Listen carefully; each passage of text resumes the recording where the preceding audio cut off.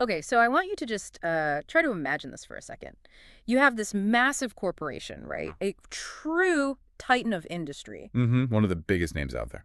And then almost overnight, half the world basically declares it.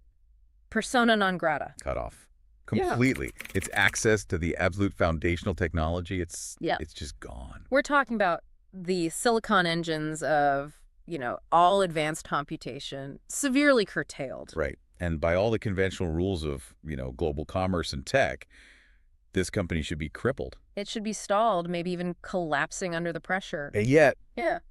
that collapse, it just hasn't materialized, not at all. In fact, if you look at the whole competitive landscape, you see this paradox. A paradox. Yeah, you see startups like More Threads, for instance, achieving this just explosive growth. The numbers are staggering. 702 million yuan in revenue in just the first half of 2025. Which is more than they pulled in during the previous 3 years combined. That is the ultimate puzzle.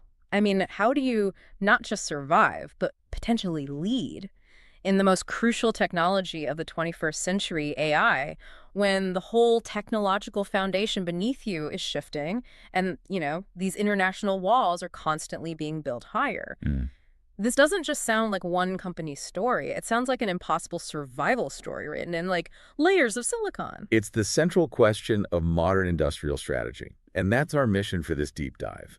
We want to look beyond that single captivating story of growth. Right. We're here to map the brutal high-stakes competition that's shaping the future of AI.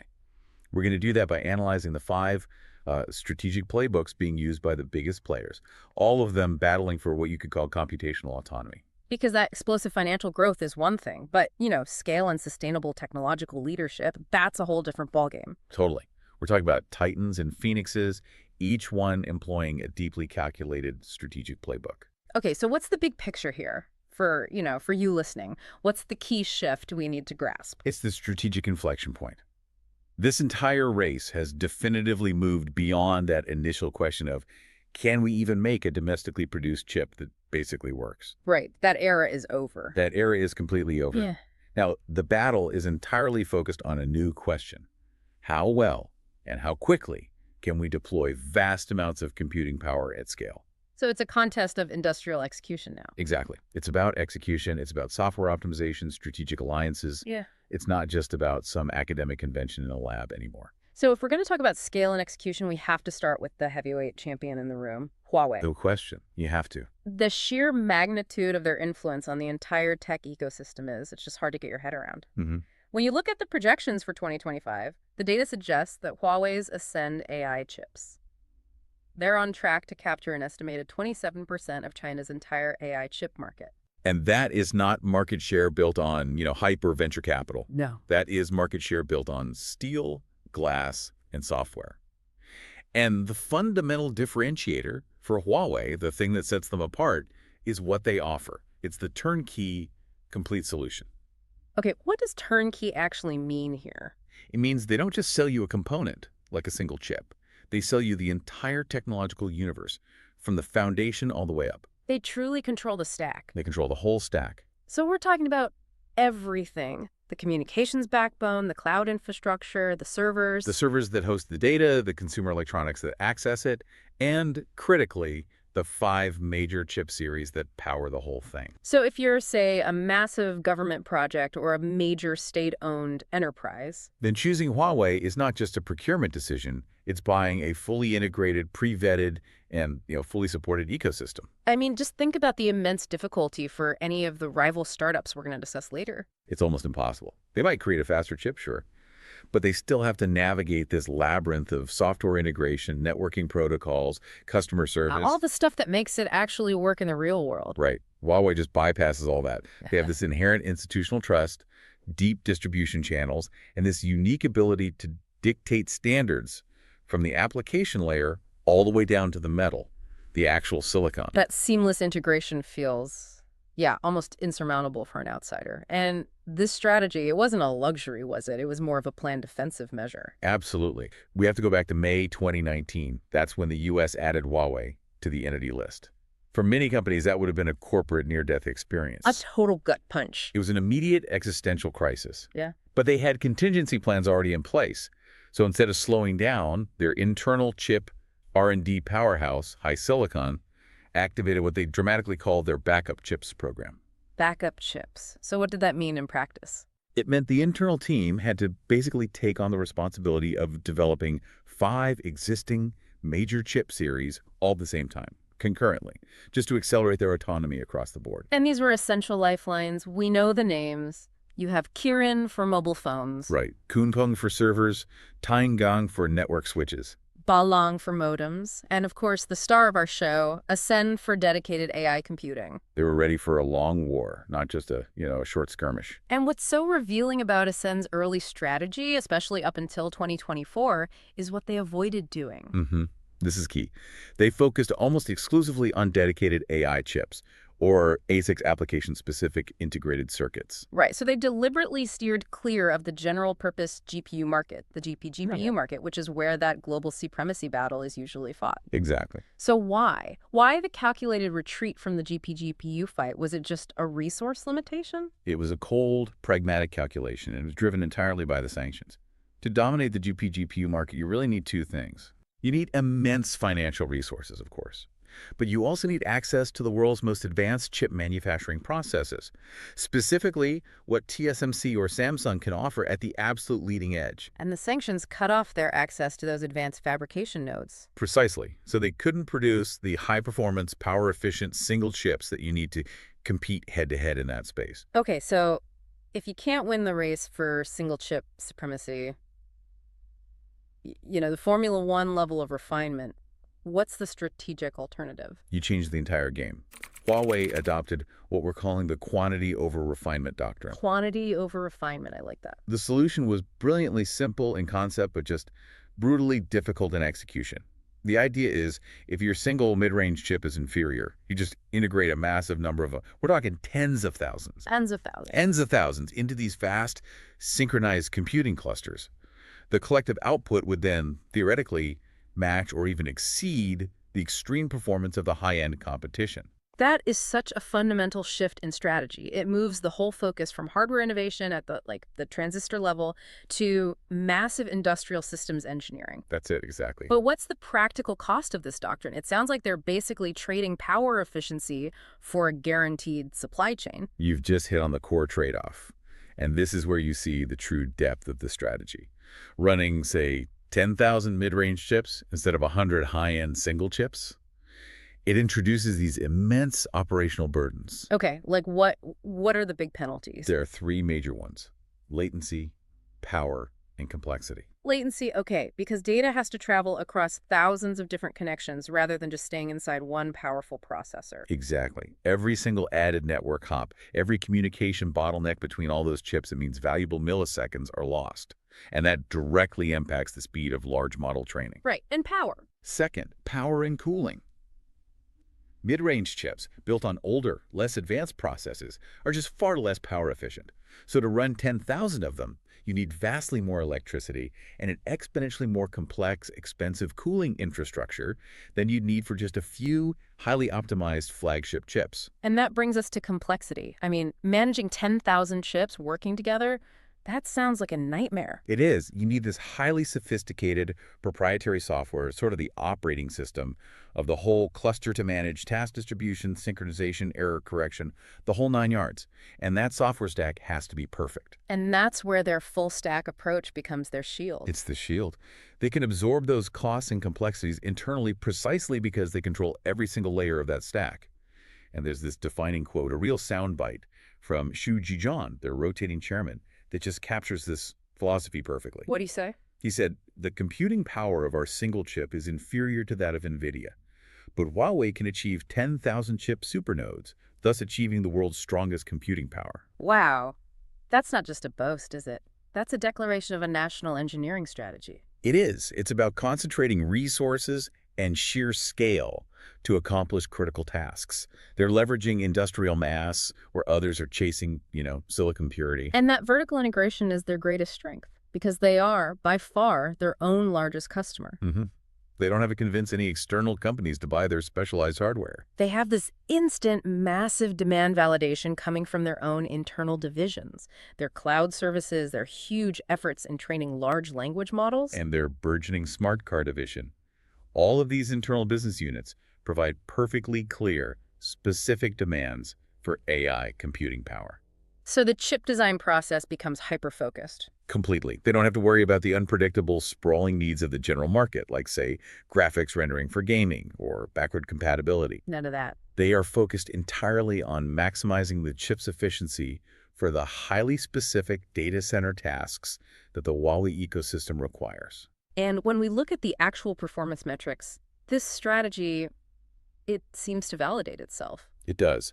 When you connect thousands of their Ascend 910B chips in a cluster, the efficiency reports show that their comprehensive performance can reach 80% of NVIDIA's H100, at least for certain large model training tasks. That 80% figure, that's the number to remember. It is. It means they have achieved operational viability and competitiveness where it matters most to them, despite the technical limitations on the individual component level. But we should be clear about what that 80% actually means, right? We should. They are efficient for certain tasks. That usually means pure large-scale matrix multiplication, which is typical of foundation model training. Where the H100 still has a decisive lead is in tasks that need specialized hardware accelerators for inference or high floating point accuracy for complex scientific simulations. Or just running the vast, established open-source software ecosystem that's been developed for GPGPUs over decades. Right. So Huawei built a fortress. It leverages its own massive internal demand, and it trades single-chip performance for reliable, large-scale computational output. It's a strategy built for autonomy, not for, say, market flexibility. It sounds a lot like what other tech giants have done. It mirrors it perfectly. Huh. It's like Google or Amazon designing their own custom hardware TPUs or Graviton for their specific cloud needs. Huawei just applied that philosophy across their entire corporate structure, making it a truly self-sufficient engine. Okay, so if Huawei is the fortress, controlling its own destiny through scale and vertical integration, our next contender is the Phoenix. A great way to put it. Cambricon. This is a company that had to face a near-death experience, the sudden, ruthless loss of its most powerful customer before it could be reborn. And this narrative, it just illustrates the ultimate danger of relying on a single major partner. Cambricon started from a position of just pure academic brilliance. It was founded by two brothers, Chung Kan-shi and Chun Yunji. Both were alumni of the University of Science and Technology of China's prestigious special class for gifted youngsters. They were the dream team. You had Chun Tianxu focused on the hardware, the silicon architecture, and then Chun Yunji on the software, the AI algorithms. And that synergy in 2015 led them to create the world's first dedicated deep learning processor prototype. Wow, the first one. The first. So when they formally founded Cambricon in 2016, the name itself was a big statement. Cambricon, like the geological period. Exactly, the Cambrian explosion. They were signaling a radical, sudden increase in the complexity and variety of life.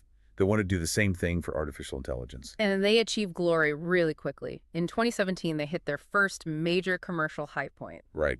Huawei's flagship phone, the Mate 10, adopted their chip IP authorization. And that just catapulted them to instant stardom. It attracted massive early financing, solidified their valuation at, $2.5 billion? They were the undisputed darlings of the AI chip scene. The problem with being a darling, though, is dependence. Total dependence. So, post-2019, Huawei, driven by that sanctions crisis we talked about, decides it needs absolute control over its chip supply. And so they just cut them off. Abruptly. They stopped using Cambricon's technology and focused entirely on developing the Ascend chips in-house. So Cambricon instantly lost its single most important customer, its primary source of public visibility, and a huge chunk of its IP licensing revenue. That feels less like a business decision and more like a corporate execution. I mean, how do you even begin to recover from having the rug pulled out from under you by the biggest player in your entire ecosystem? The next few years were just brutal for them. They went public on the Science and Technology Innovation Board in 2020. They were heralded as the first AI chip stock. They raised 2.6 billion yuan. But without the Huawei licensing fees. The losses started piling up immediately. And then the external pressure mounted. They were added to the U.S. entity list in 2022. A perfect storm. A massive internal revenue gap coupled with external supply chain restrictions. Most companies would just dissolve or, be acquired for parts at that point. Yet they didn't. They executed one of the most astonishing turnarounds I've ever seen. By the first half of 2025, Cambricon's revenue surged 347% year-on-year. Wait, 4,300%? 4,347%. They went from significant losses to a profit of 1.038 billion yuan. That explains the nickname they got in the A-shares market, King Han. Mm-hmm. It symbolizes a triumphant, almost impossible return from the brink of collapse. So what was it? What was the strategic pivot that powered this phoenix-like rise? It was a fundamental rejection of their original, very vulnerable business model. The IP licensing model. Right. They realized that selling IP authorization licensing, their intellectual property, and collecting relatively small fees, it just made them entirely reliant on the whims and strategies of giant partners like Huawei.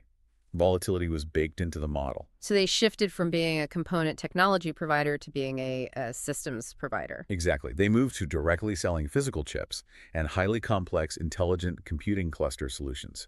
They stopped betting on the mobile phone market and started competing directly in the data center and infrastructure space. So they essentially adopted Huawei's own cluster strategy. Pretty much. Integrating many chips and deep software to make up for any individual performance gap they might have.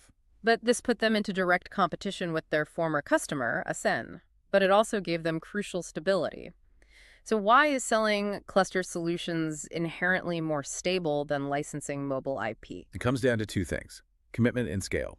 Infrastructure deals involve massive project amounts, long sales cycles, and large, reliable, often state-backed customers. So you're selling long-term commitments to cloud capacity and national projects. Right, not consumer product cycles that fluctuate wildly based on how many phones are sold in a quarter. Yeah. I mean, just look at the numbers.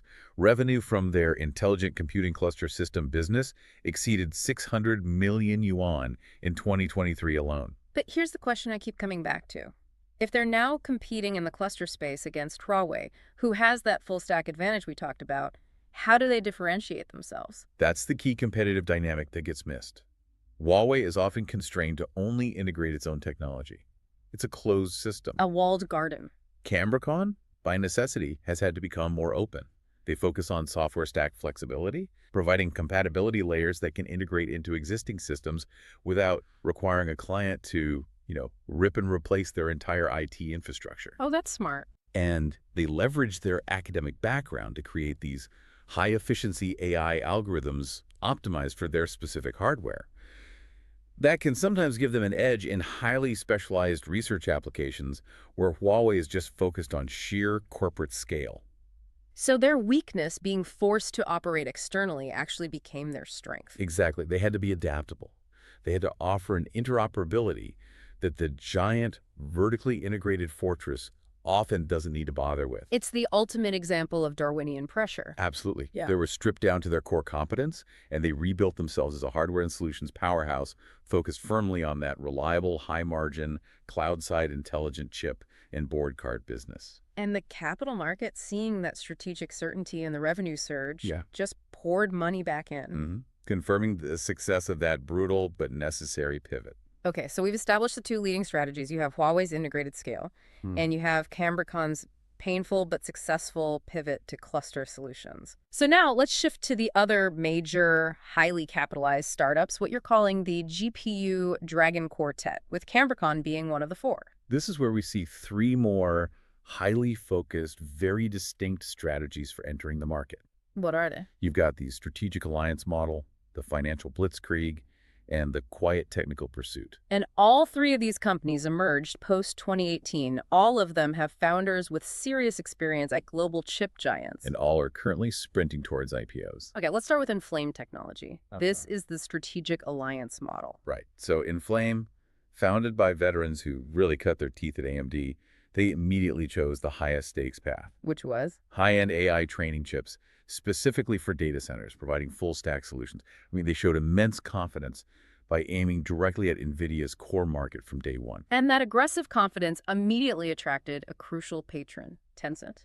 And this wasn't just a friendly investment. Tencent has participated in 6 consecutive investment rounds. They now hold over 20% of the company, which makes them the single largest shareholder. So that's more than an investment, that's a partnership. Tencent is acting as a massive customer, a co-developer, and a crucial R&D testing bed. Precisely.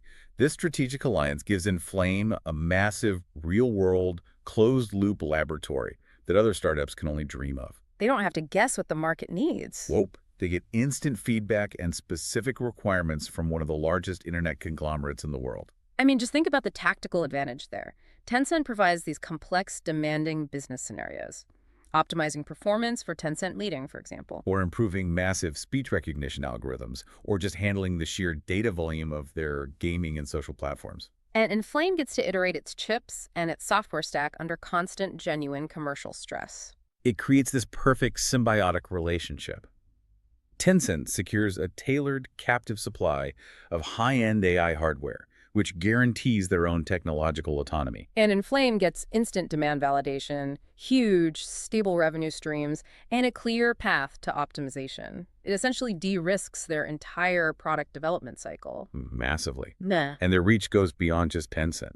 Enflame is also heavily involved in the National East Data West Computing Project. Yeah, we need to unpack that project because that seems central to understanding Enflame's scale. It is. The East Data West Computing Initiative is this huge strategic effort to relocate massive, power-hungry computing and data storage resources from the densely populated, expensive eastern cities. To the energy-rich, less costly western regions like Gansu and Xinjiang. Exactly. It not only reduces operating costs, but it also strategically centralizes computing power on a national level. And the fact that Enflame has already deployed 70,000 graphics cards and large-scale computing centers linked to this project, I mean, that speaks volumes about their ability to execute at an industrial national infrastructure level. It does.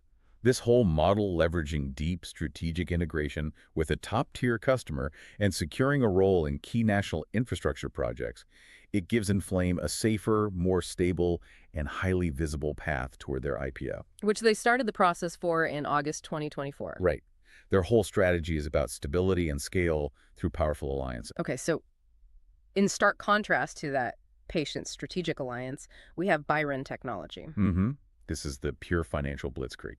Biren chose the absolute highest barrier path in the entire silicon world. True general-purpose GPUs, GPGPUs, designed not just for AI training, but for broad application versatility. And their founder, Yan Wen, was just uniquely equipped for this fight. He had a strong Wall Street financial background, but also deep technical expertise from his time as president of SenseTime. So he could speak the language of engineering and the language of capital fluently. Perfectly.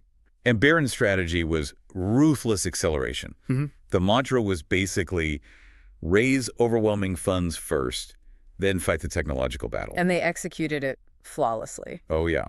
In just over a year after being established, Biren set a domestic chip startup funding record. They raised an astronomical 4.7 billion yuan. Wow.